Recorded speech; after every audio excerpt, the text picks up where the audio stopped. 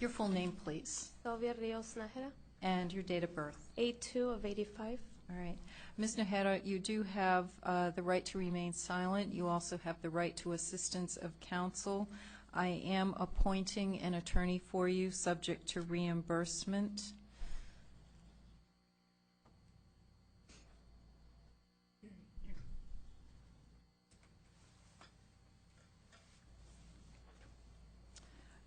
First of all, I'm going to review these allegations with you.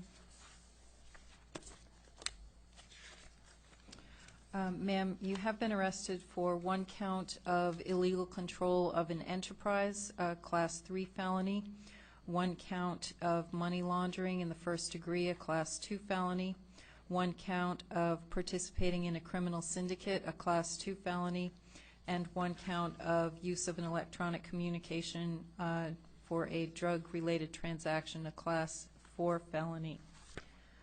Your next hearing will be in the Superior Court here in downtown Phoenix. It will be within about a week. You'll be able to meet with your attorney at that time and speak with your attorney. Does the state have any comments, additions regarding the factual basis or and/or recommendations regarding custody or release conditions?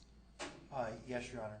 In addition to the supplement that was previously provided to the court, I've spoken with Rebecca Pritchard, who is the county attorney who is in the Special Crimes Unit, who's been part and parcel of this investigation for an entire 11 months. And she informed me of the following additional facts. Ms. Najera is a detention officer here, and from phone conversations, she was a very good friend of Marcella. Marcella is the other detention officer who's already been seen. She was pregnant with Lorenzo's child.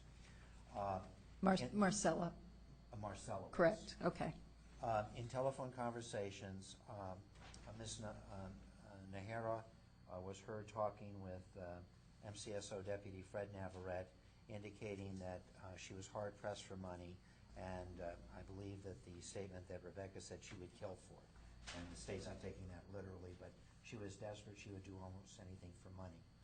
Fred Navarrete told her that they needed to set up a company to launder money from drugs that were coming between here and Mexico, and that was going to be the West Utilities group.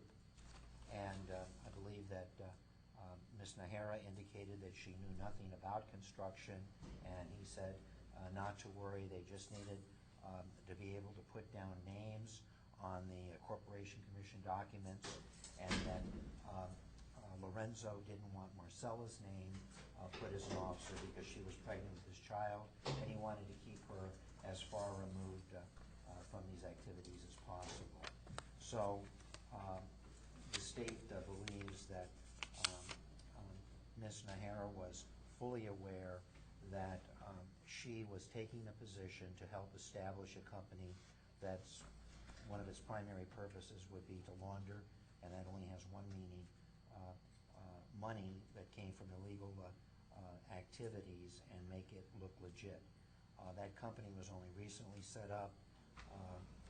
At this time, according to Ms. Pritchard, the state is aware of no benefit that Ms. Najera has in fact received. I mean, it's not to say that it doesn't exist, but it's not aware of any payment, any participation, anything other than her knowledge that she was, by agreeing to be an officer for corporate purposes, she, fulfilled one of the requirements for allowing the dummy company to be set up. So the state would request that because of her position as a Maricopa County detention officer, the ramifications that has within the community, its perception of non-corruption, of legitimacy, the fact that people in law enforcement and government are not part and parcel of criminal activity, the state would request that the court consider a bond in no less than the amount of $20,000 cash. All right. I'd be happy to answer any additional questions. All right.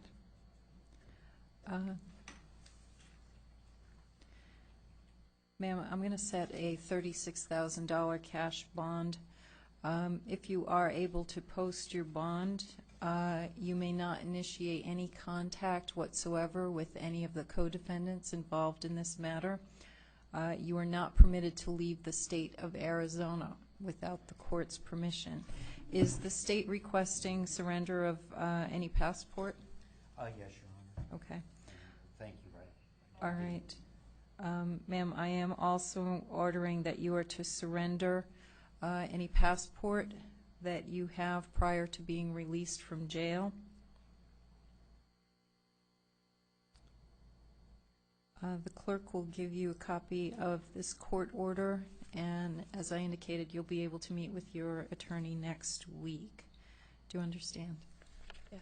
All right. There's no way of lowering the bond? Not at this time, no. No?